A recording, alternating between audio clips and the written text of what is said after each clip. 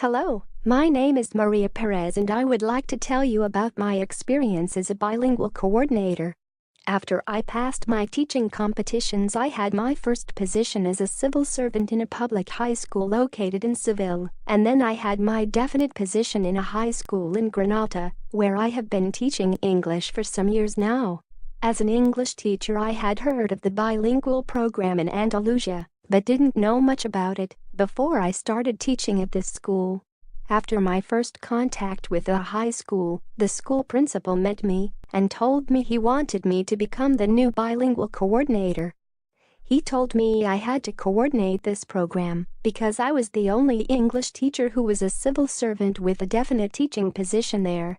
So I said yes, although I was a bit worried about the great amount of things I had to deal with: legal regulations, methodological changes, and the challenge to lead my group of bilingual teachers. We had the first meetings, and when I started coordinating the bilingual teachers, I found some reluctance among the language teachers, who told me they did not agree with having to collaborate.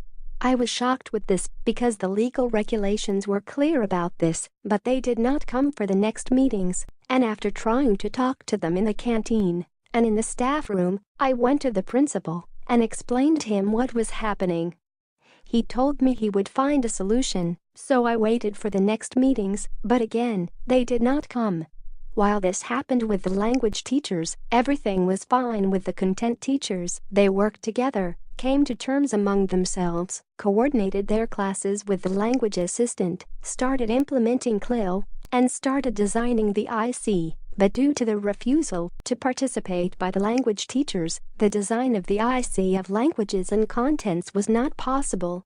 So I went to the principal again, and I found out he had just recommended the language teachers to participate, but he did not explain to them their participation was compulsory.